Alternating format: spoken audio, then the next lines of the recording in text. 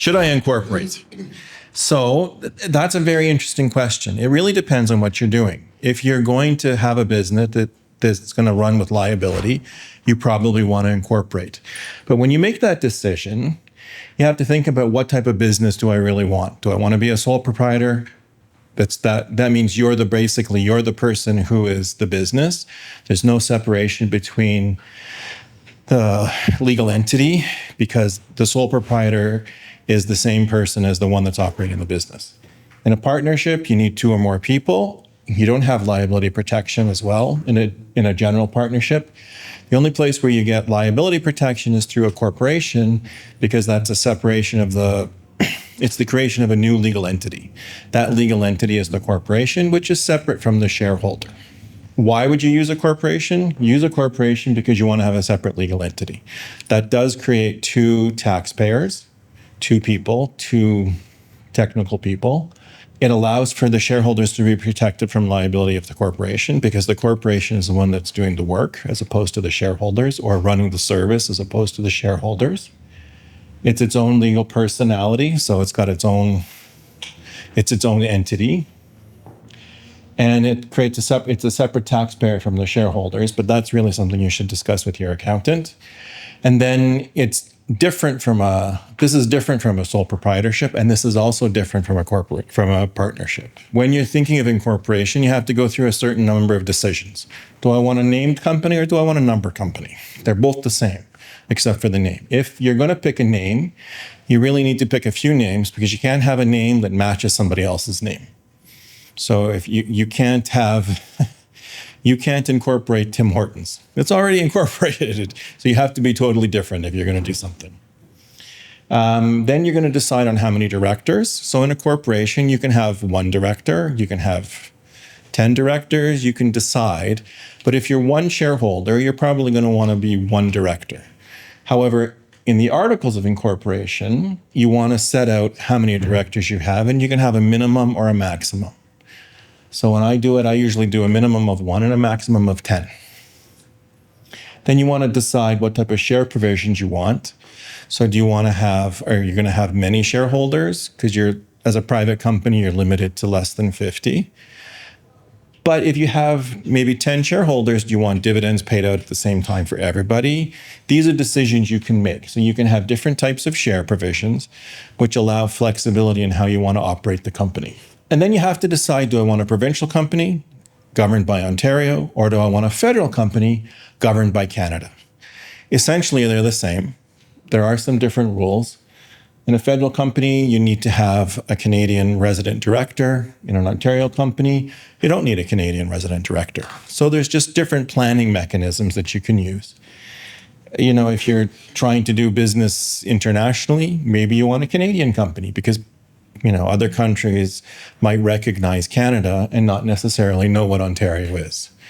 But it's a decision you'll make, and it's a decision you'll make with the lawyer or your accountant based on what you're trying to do. So the actual process is you create your articles of incorporation, you file them with the government. In Ontario, it's the Ontario Business Registry, or you file it with Industry Canada for a federal corporation.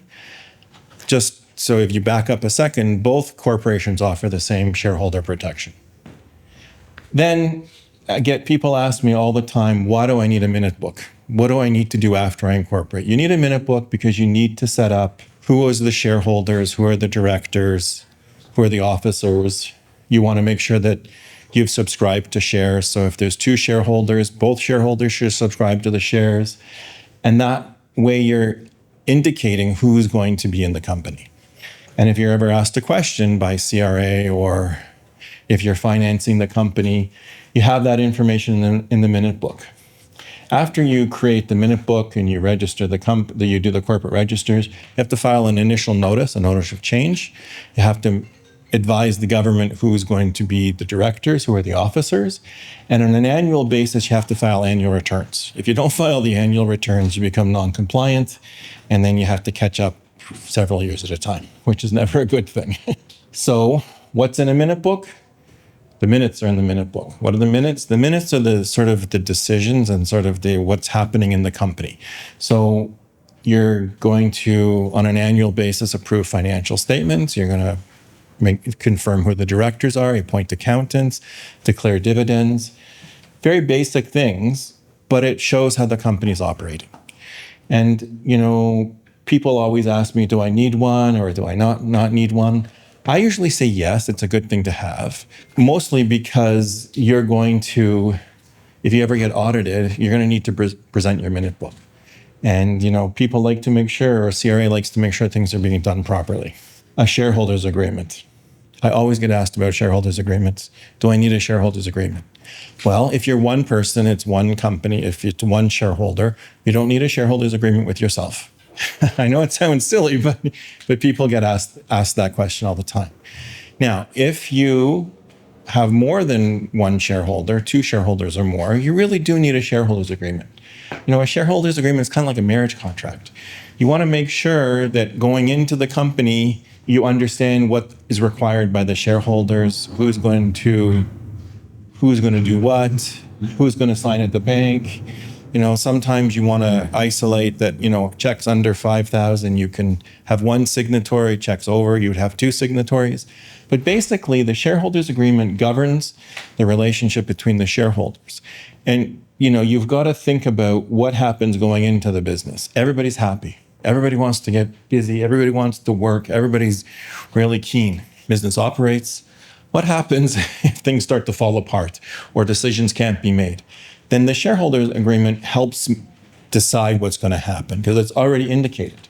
So I like to make sure that I have provisions in my shareholders agreement that what happens if there's a deadlock. If there's two shareholders or three shareholders and they can't decide, what happens? How do you decide? How do you make a decision? And then we have buy-sell provisions. So, you got into the company pretty easily. How do you get out? Well, you can close the business and get out, or you can be bought out by the other shareholder, or you can initiate the buyout process. But you need some sort of provision to deal with that. Now, the last slide is probably equally as important as the other slides, is that if you want to stop operating the business, you can kind of stop operating the business two ways. You can do number two, which is the involuntary dissolution, which is where the government decides that you haven't complied with the rules and they stop you and they deem you to be dissolved. But to solve any tax problems or to file any final tax returns, you have to revive the company. It's not really the best way to do it. It's very complicated. And I'm still fighting now on one for 6 months with the government. The better way to end the company is voluntary dissolution. And that really means that all the assets of the company have been dealt with, property's been distributed, money's been distributed, there's nothing left, and then you file the articles of dissolution, and then you dissolve your company. Now that was corporate law in 15 minutes or less. And yes, I talk fast. And did anybody have any questions? For the shareholders agreement, if you start with just like one person, do you still need an agreement for like later on? Like, can you fill out that agreement later on if like other shareholders come on, or how does that work? Yeah, you can do that. Yeah. Okay. You probably always want to have a shareholders agreement if you have more than one person, because you want to make sure you're going to get along. Yeah. But like if you're just starting, like you incorporate the company and you're just starting with one person, you don't need necessarily a shareholders agreement at that point. With yourself, no. Yeah. Okay. So that can come like after. Yeah. Okay. Yeah. Thank you. We have some questions. We do? Yes, we do. I don't see any hands. Okay. Is there anything special that needs to be done if you want to add a director after you incorporate? So I usually have 1 to 10 directors. When I incorporate a company, I usually select 1 to 10. You can select up. So if you have that flexibility, so you have to pick a mixed minimum and a maximum. So if you've picked a minimum and a maximum, you can have any number up to the maximum. But when you do your initial resolution, you're going to set out, at this point, I've got 1 director. So if you want to add another director, you have to do that new director has to consent to be a director.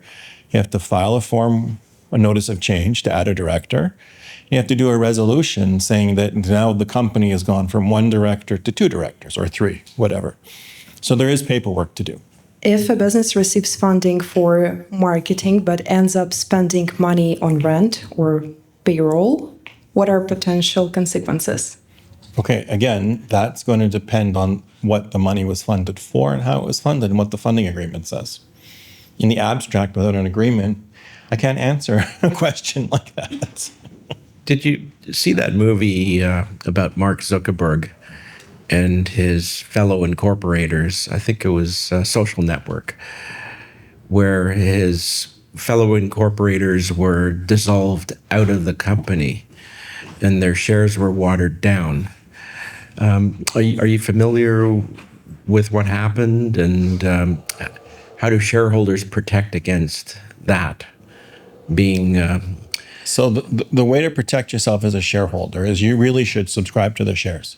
And to subscribe to the shares, you have to pay. So normally shares are issued at a nominal value, so a very low value, but you actually have to pay for them. So if you can prove you paid for the shares by depositing that money into the company bank account, and then you're getting your share certificate and you're listed as on the shareholder register, that proves that you're a shareholder. Is there any industries that you will advise to incorporate anyway? Any industries I would advise to incorporate? Like if someone is coming to you from some of the industries that you will say, yeah, I would advise you to incorporate 100%. Well, since I'm risk adverse, I would generally advise people to incorporate anyways because of the liability protection, because it separates the shareholder from what the company's doing. It provides that limited liability protection to the shareholder. But, maybe there's some businesses that, you're not concerned about liability like that, and it's better to have the ability to consolidate losses. In that case, you might want a sole proprietor. But it's in the abstract, it's like all of these things depend on details. So what are the details? It's the details that are going to drive the decision. Can a corporation has different business units? It could. Yeah, it could. And it's going to depend again on what type. I'm not sure I would have an operating business own if I had a small manufacturing company, not sure I would have the operating company own the real estate. I might have separate companies for that. So it's going to depend on what type of business it is.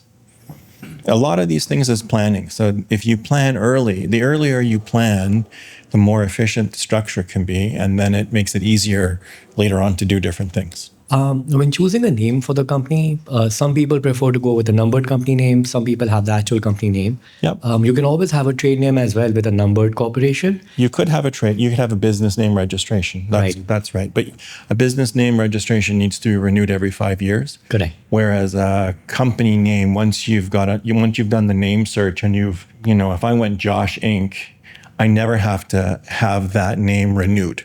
If I go 123 Inc. or Ontario Inc. operating as Josh, I got to renew that business name registration to that company every 5 years. Right, with the Ontario business registration. Yeah. So Yeah. Is there any legal aspect to it, or is it just more of a personal choice of the business owner to kind of start off with a numbered company and maybe have a trade name that they choose to renew every 5 years?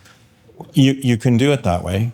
The reason I maybe wouldn't do it that way is because if I wanted to incorporate Josh Inc., then I want to preserve that against everybody else because it's not the name. You don't do the same name searches for a business name registration. But I know that if I'm going to use Josh Inc., nobody else can use Josh Inc., right? So you may want to protect it at the beginning. Trademark or trade names. Say, for example, you did a nuance search, and then it says that no one owns this company. But when you do the trademark search... Well, so a nuance search is for a business name. Correct. And it's related to a corporate registration. A trademark search is different. It's broader, sort of. Yeah, so say there's the name you do in names, in corporation names, is that one word. But then in a trademark, it says there was the one owns the two words. Do you, because they're in the same industry, do you still need an opinion? What do you call that? Trademark opinion, something? Well, I don't. To make sure in the long term, no one will complain. Trademarks, you have to be so I don't do trademark work because you have to be a trademark agent. You have to be licensed to do that separately. But generally, you're looking for similarities. You can't have you can't. So I can't have something like, Tim's Donuts, because there's already the Tim Hortons, right? That's too similar. And they're not going to allow similarities like that. Because you're going to build up a business if you picked your name, right? If I pick my name and Josh Inc. becomes, and I want to have Josh's as a trademark, which just can't. If I wanted to have Josh's secret sauce or something as a trademark, then I'm building up all that reputation with that hot sauce, right? And if I do it that way, I want to protect it. If you come and say Josh 2.0 hot sauce, right? You probably couldn't get it because it's too similar to what's already there. So that's what they're looking for, because they're not going to allow you to divert business away from the original trademark to somebody else, right? That's what they're protecting. Thank you. In terms of dissolution, what are the significant taxes when? That's an accounting question. Okay. Thank you. Guys, pay attention. Now we're going to have some fun. Forget about shareholder agreements. I'm kidding. I'm going to show you a tool that's going to rock your world, okay? Now, the shareholder agreement, the way I see it, and correct me if I'm wrong, Josh, if everything's fine in your business and you love your partners, everything's good. The problem starts when? When the problem starts in the business, okay? This is where everything falls apart. This is why you need a very good, detailed shareholder agreement. And I'm speaking here from my personal experience. I wish I had known Josh a few years back. Anyway, guys, my name is Alex. I am a co-founder of a company called StriveX. And for most, we do equipment leasing for businesses, and we do government financing, loans, and grants with my business partner, Elizabeth. And Elizabeth is going to cover grants and subsidies. I will talk about that specific tool. There are many tools, by the way, but my favorite one is this tool called Canada Small Business Financing Loan. Anyone heard of this program before, guys? Yes or no? No. Good. That's why I'm here. If you'll give me 2 hours, you will see why this tool...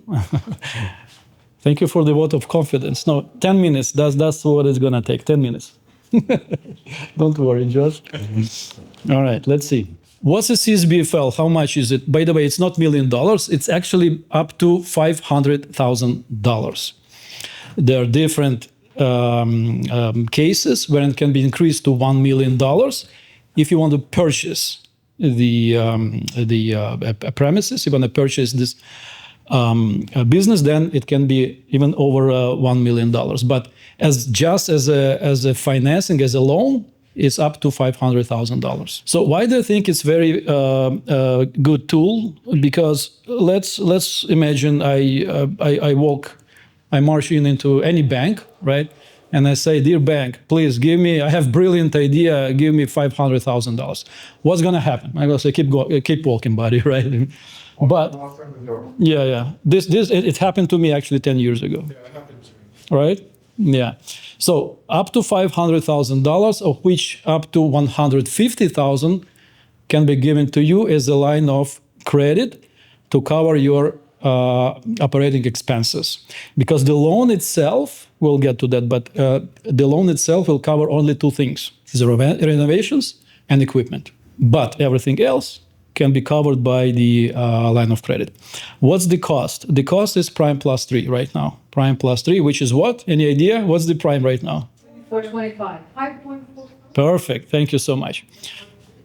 Okay, and again, it can be covered. You can finance the equipment, renovations. You can buy franchise, okay, with this money, or a business. So we can either start a new business or purchase a business. Okay, both options are available. How does the government audit the use of the funds for the term loan? Very good question. It's not like the money is given to you. Hey guys, here's $500,000. You can do whatever you want. It doesn't work this way. So I wish. Listen, if it was the case, trust me, there will be much more people here right now. So the way it works, they will reimburse you by invoice. Right? You or your vendor or a supplier or a contractor.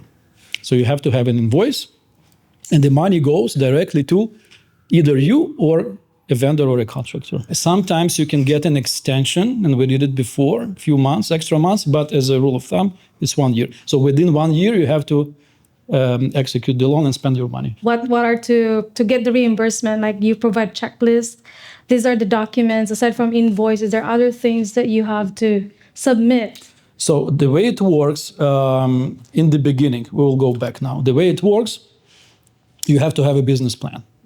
You have to have a business plan with projections, 2 years projections. Yeah, so the business plan will explain everything, right? You will get quotations from all your vendors, all the suppliers, and a contractor ahead of time, and that would go into a business plan. Now you submit you package everything. There's a lot of paperwork, a lot of documents, and you will submit everything to the bank along with the business plan. Now also one more thing, very important thing, you have to have an income. You have to have good credit score. Any idea what's a good credit score for the government? Sorry, 900. You have 900? No. What's your credit score? Yeah. 650 is good for mortgages. You can get a mortgage with 650.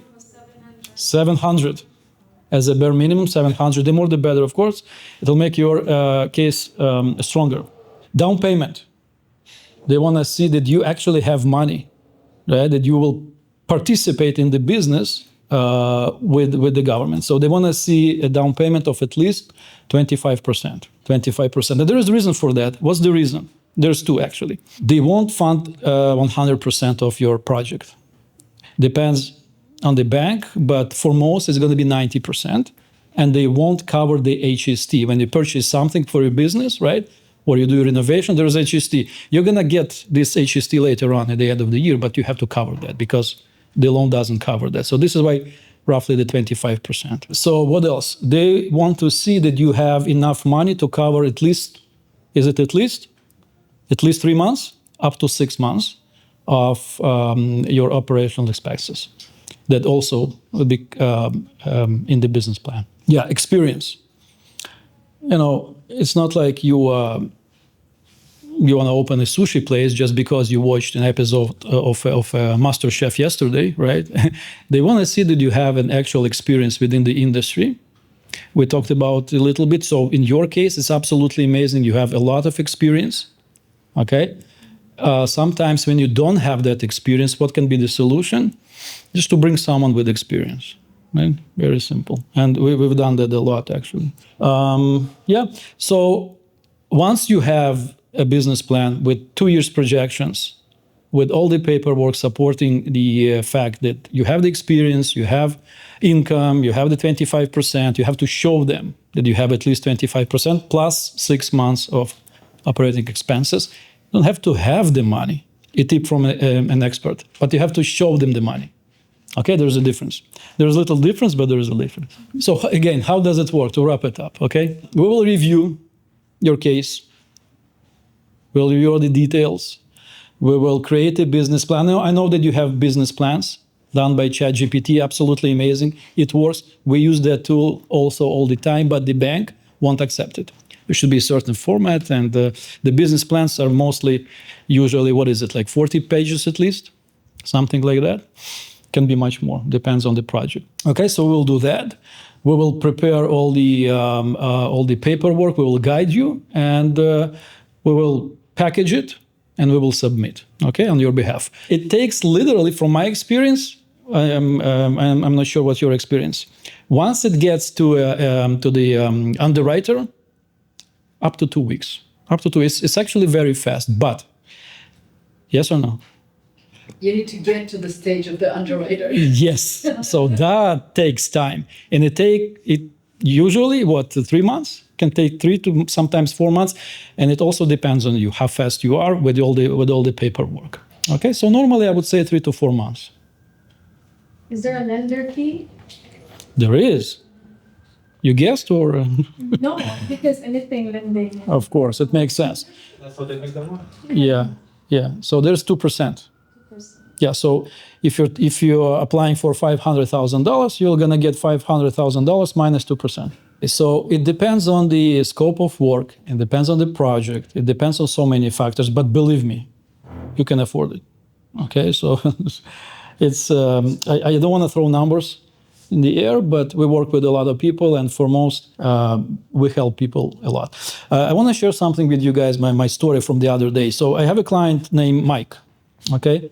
And we met the other day. Mike comes to me and he goes, hey, Alex, you are a big advocate for a CSBFL loan, you know, a leverage and all that. How come you yourself, you don't have any CSBFL loan? That's a good question. Yes or no? It's a good question. It's a legit question, right? So my answer was that I actually have not one, not two, but three CSBFL loans myself for my other businesses. Okay, so the first one I took, it was I think 7 years ago. Then a year and a half later, took another one. The first one was $300,000, then $350,000, and 2 years later, we took additional loan with my partner, $500,000. And since then, these businesses generate millions of dollars every single year. So I'm a big believer in this tool. It's absolutely amazing for new businesses, to open a business or to start a business, to purchase a business, to purchase a franchise. It's a very good tool. Do you have to show it in your business account, the 25%, or? You have to show income plus 25% plus up to 6 months. They tell you how much income you need to show? So they don't tell you, like you have what you have, right? So. It has to be income from the business that you are applying the loan for, or? Sorry, it's supposed to be incorporated, yes. It's just income from that business. Yes, of course. Yeah. Oh, we can also have other streams of income that you can also show, right? Oh, no, sorry, no, other streams of income, no, not necessarily. As long as you have income, that's it, from other sources, doesn't matter. Do they require documents? You know, they'll question you like, how did you make this money? Or they just ask for a financial statement or a bank statement? Financial statements, yeah. Well, the money is supposed to sit on your business account for at least 90 days. Then there's no questions. If less than that, then you'll be asked questions. You mentioned that the business is supposed to exist for at least 6 months. Is there any limit for the maximum? Like, what about established business that's running into the travel and then they want to refresh or renovate or whatever, and we'll be asking? Sorry, what do you mean 6 months? I think in one of the slides you showed that the business has to exist for at least 6 months. No, this is for new businesses. Oh, for totally new businesses. Yeah, startup from scratch. But you need to show operational expenses. Yeah, as in the business plan, as a projection. Ah, okay. Is there any upper limit, or like new businesses you mentioned? Can the existing businesses apply for this? Is there? It's not for existing businesses. No. It's just for there are other tools for existing businesses, and Elizabeth is going to cover that. But this is again specifically for startups, new businesses, to open new business or to buy new business. Okay, thank you. I mean, to buy a business, new for you, but existing business. Yes. What are the repayment terms? Repayment terms. I knew it. Very good question. So we should cover that. So because you're supposed to have a physical business, right? A physical place, what you will do, for most you will rent it.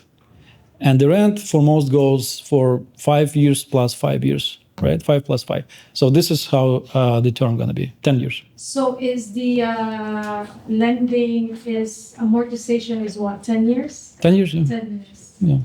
And is it fixed for the prime plus 3? That's yes, fixed? Doesn't change, yeah. Do you for the entire term. The interest rate or no? Sorry? Is there an option to buy down the interest or no?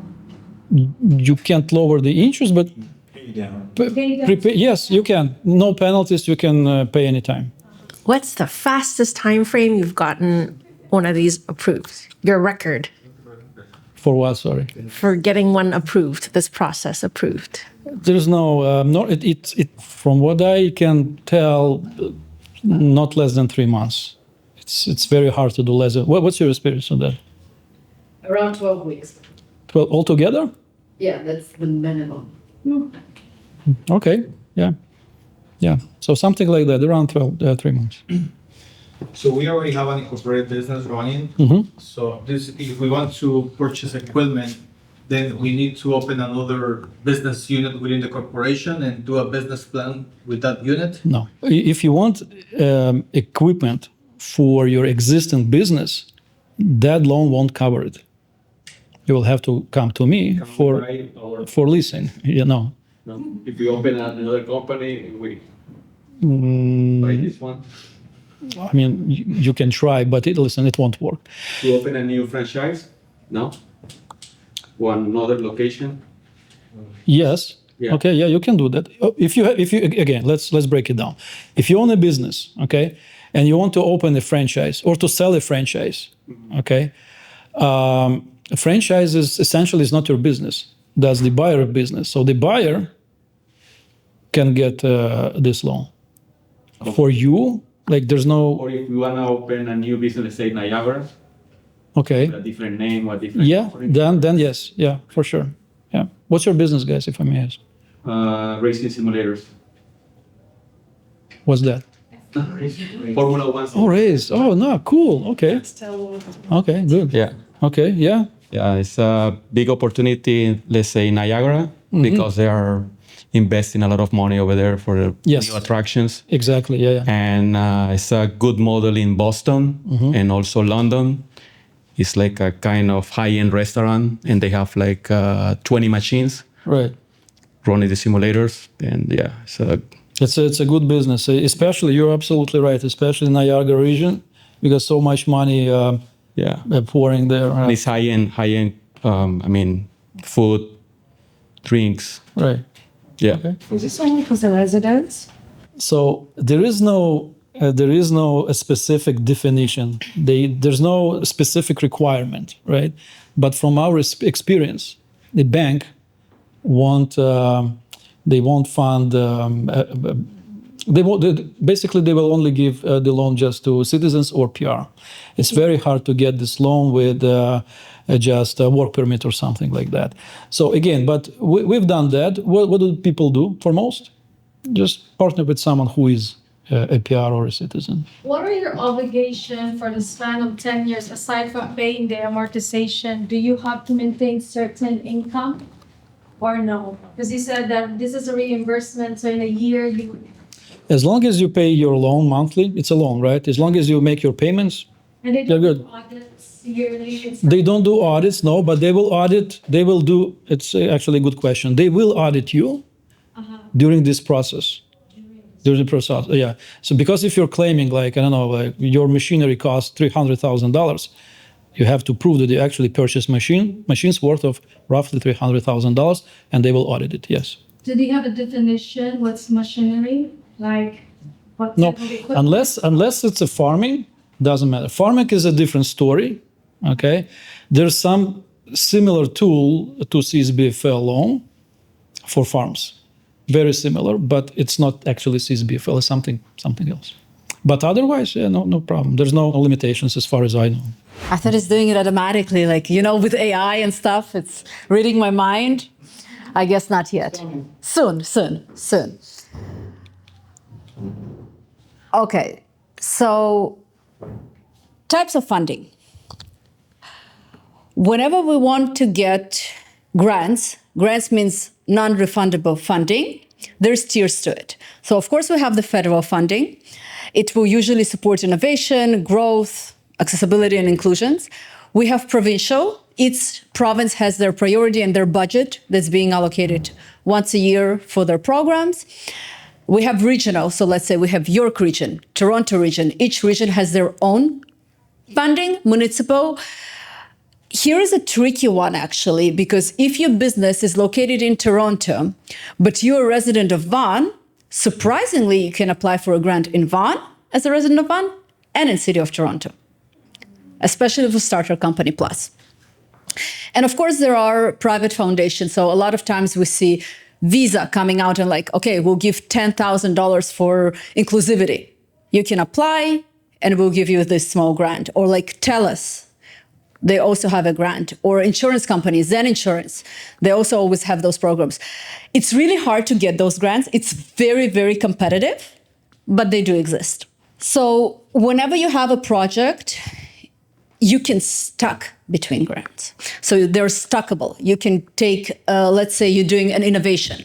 So you can apply for IRAP ahead of time. Then you're doing an innovation, doing skill development. So you can stack the IRAP with skill development fund, and then you have your region gives a priority for, let's say, carpentry development. You can apply there as well, and you can stack them. Can you stack them above 100%? No, you cannot. Usually the limit is 75 maximum. Grants, if you are a for-profit organization, will never cover 100% of your project cost, 90% of the time.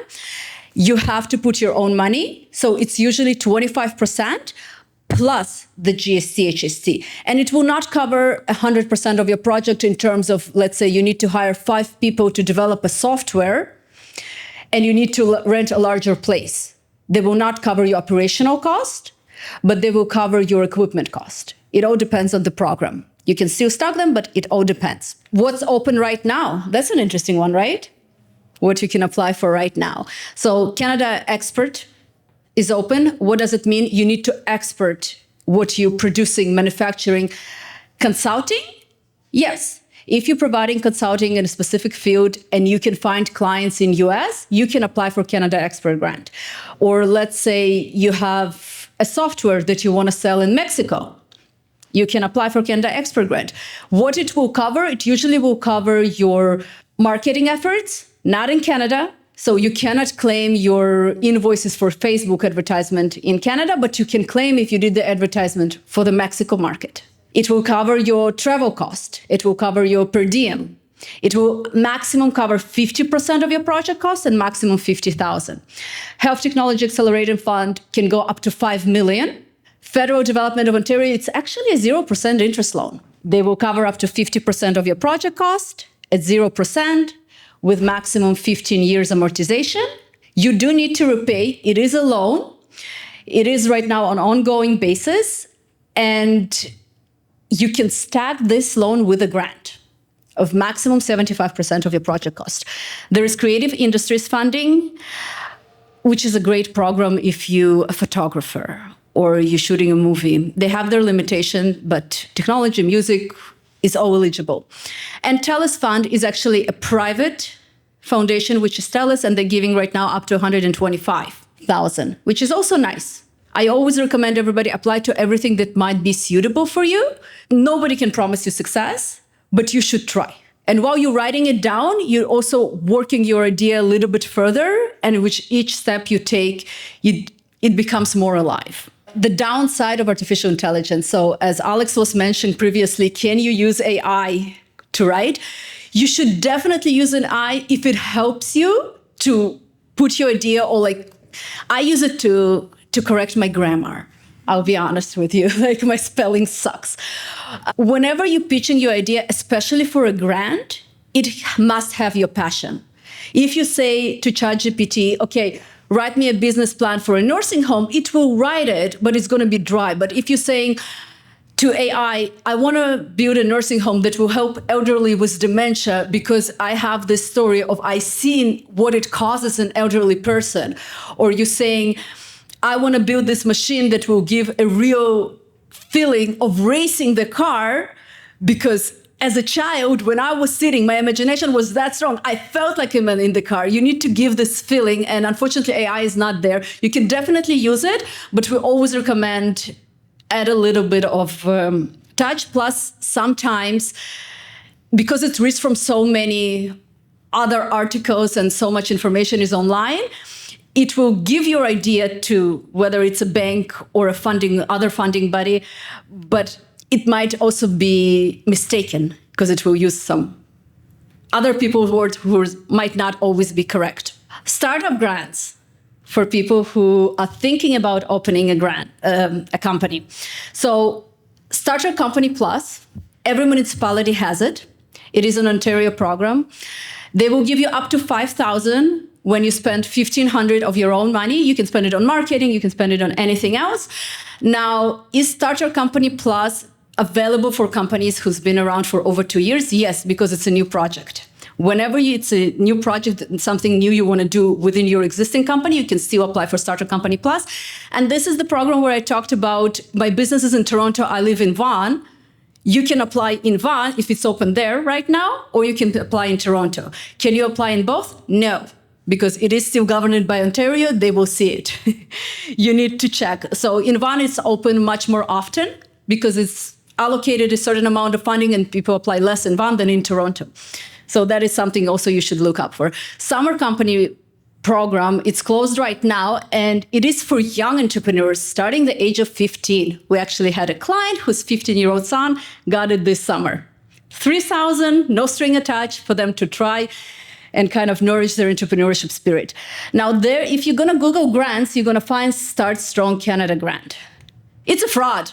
It's not a real grant. They collect your data, they collect your SIN number, they collect your financial information, and it's a fraud. So whenever you're looking for a grant, you must, and we're going to go back to the basic eligibility, but you have to go to proper sources. Canada.ca, grants and funding website. Make sure you go to the source. Do not believe everything there is online. You can go, let's say you're doing the nursing home, go to the health department and see which grants they have available. You're doing innovation, go to Innovation Canada. Do not just Google. If you are Googling, make sure it takes you to appropriate place because people are there not always nice. They will collect your data, they collect your information, take a bunch of grants, which you are liable for, under your name. You don't want that to happen.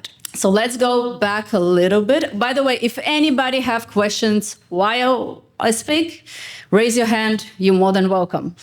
Minimum eligibility requirement. 99% of grants are only available for incorporations. If you're a sole proprietorship, you're not eligible. Unless it's a research grant and you prove on yourself as a researcher, then you can have an individual grant, but no. So it has to be an active business number. What's a business number? It's our Sera number that Sera assigned to us. Business sites. So a lot of times programs like Canada Expert Program will not look at you if you have generated less than 100,000 in your gross income and if you have less than 3 employees. That's a new rule this year. Last year it was minimum 2 employees. Location, again, municipal, you have to be in the municipality. Like you can apply for a BC grant if you're located in Ontario. Sector eligibility, operating history, and economic impact. So majority of grants are only available to you after 2 years. If it's a grant above 10,000, you have to be operated minimum 2 years. Your taxes has to be up to date. And of course, the economical impact, it's how you can benefit the Canada. Canada is not investing money in you just to give you money. You have to create more working spots. You have to spend more money in Canada. You have to generate something, not just the idea. Again, how to access funding, you need to identify, look it up with the sources that we have mentioned previously, verify that you are eligible. If you think, oh, maybe I am, you're probably not. Prepare an application, submit, and make sure to follow up. I'm going to give you one back so you can take a screenshot of, it's not, where are you going to find it? Because I see some people are taking screenshot. Thank you very much. Any questions? Did you see sometime that there is a conflict between grants and tax credits that you had to decide like which way to go, or it's very easy to separate? So it is easy to separate because tax credit comes after you spend money and grants comes before you spend money. You cannot spend money before you got approved for funding. If you're saying, okay, I want to do a project in this field, you need first to submit for the project, get approved, and only then start spending money because otherwise you will not get reimbursed. Now, in terms of stacking, again, tax credit and stacking grants, just wanted to mention, grants are taxable income. Can you talk a little more about the Starter Company Plus? So I think you mentioned that's the one where if a company spends $1,500 on operating expenses, they're eligible up to $5,000 if they're a... Yeah, so a Starter Company Plus, you have to be incorporated, but it has to be either a new company or a new project. You submit it to your municipality. And basically in your funding contract, it says, we will provide $5,000 on the condition that $1,500 you will spend. You don't get the money when you're approved. you don't see the money. You spend your own money and then you get reimbursed. And is it agnostic of industry, or is it just based the fact that, from the startup date, the business is... Any industry can get approved for Startup Company Plus, as long as it is for profit. Non-for-profits don't get this grant. And is there any revenue or sales criteria that they have? No, it's startup. You can be incorporated today, submitting tomorrow, and receive the funding within a month. Yes, so no, not already. You need to first get approved for the grant, then spend the money according to the business plan you have submitted to your municipality. And then they say, okay, you're saying, I'm going to spend $100 on business cards. I'm going to spend $1,500 on website development. I'm going to spend another $2,000 on social media. And then I'm going to spend $500 for rent. You spend it, you provide invoices, proof of payment. Cash does not count as proof of payment. Provide proof of payment and you get reimbursed. The stackable grants, you mentioned, this grant is available in Toronto, but it's also available in Vaughan. Because, let's say, for example, Vaughan, there's a short list, so you prefer to apply in there because you're a resident there, or you must be a resident? And you must be, your driver license must have a Vaughan address if you want to apply for Startup Company Plus in Vaughan, or your rental agreement for your business has to be in Vaughan if you want to apply in Vaughan. So but can I apply as well in Toronto? No. Only one? Only once, because it's being administered by the province. So it's being administered by the municipality, but the funding is provincial funding. So you have to be the resident for grants? I mean, like permanent resident, or it depends? As Joshua was explaining previously, you have to be a resident in order to open a federal corporation. But whenever you apply for grants, you're applying not as you individual, you're applying as a separate legal entity, which is your corporation. Is a corporation you're already existing, you can apply for the grant because they're not looking at you personally. It's a separate legal entity. How long does it take on average to actually get the grant for the business? Assuming they have provided all the information, they've made the $1,500 expense. Right. So subsidies, usually we get approved within 1 week for, let's say, employment subsidy. You can get the money between 8 to 12 weeks, depending on your funding agreement. With Canada Small Startup Business Company Plus, you get the money 3 months after you got approved. But with larger grants, it could take up to a year. What's the maximum grant? Depends on the size of your company. So if your company is already generating around 50 million, the grants can be very significant, 200 million, 500 million. But if your company, let's say, generating 100,000, you usually will see around 50,000, not more than that. The bigger the company, the bigger the grants, because you go above the small and medium-sized businesses, so completely different game ball. So the federal, I like the zero interest. So the Federal Development of Ontario. Please expand on that one. Sure. So in order for you to qualify for that 0% interest loan, you have to be at least 2 years incorporated with financial statement. You can request minimum 125,000, maximum 10 million as a 0% interest loan. However, you have to have at least 50% of the requested amount in your bank account already, because it's 50%. They won't cover your whole project. Now, whenever you apply, the beauty about that program, it actually covers operational cost. It will cover your rent, it will cover hiring new employees, but it has to be a new project. So it has to be different from what you already do. So let's say, because you mentioned to me a nursing home, so let's say you had a nursing home and right now you want to open another nursing home or add another 20 beds or add another services, you might be eligible. But if you're operating as non-for-profit, it is a non-refundable funding. Then it becomes a grant, not a loan. Something to consider. And sorry, the amortization is 15, you said. If you are a for-profit corporation, again, it depends on the project. So you can get up to 2 years of grace period. Grace period means you don't have to repay anything. In 2 years, while you're basically hiring, buying the equipment, doing whatever your projects require. And then 15 years is the maximum I've seen. Sometimes it's less, sometimes it's more. It all depends. So it says qualification, growth, or innovation, or expansion. So when you're expanding, they have certain qualifications? Yes, but it has to be one of the priorities for the government. So let's say if you're expanding a retail store, they will not give you that money. But if you're expanding and doing, I don't know, car manufacturers, yes. Steel, yes. Aluminum industries, yes. It depends on the industry you're at. Not everybody get approved. Not everybody get approved for the loan. Not everybody gets approved for the grant. Everybody gets approved for minute book. How tedious is this federal, what's the timeline? For the Federal Development of Ontario loan, 9 months before you hear approval or disapproval. So they talk to you, they come, they check what you're doing, how you're doing, they check your financial statements, consider whether will you be successful or not, because they still want the money back one way or another, right? So you need to be an established business in order to qualify. It's for a sort of scalability, we call it, right? Right, as long as you scale up. So let's say I have a restaurant.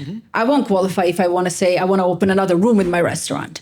But if I say I have a restaurant, but I want to open a kitchen that will feed kids, because every fourth child in Ontario is going hungry, right? So that is something they will consider. It has to have a social impact and the economical impact, or just create more working spots. Also social impact. Awesome. Thank you very much. Thank you very much.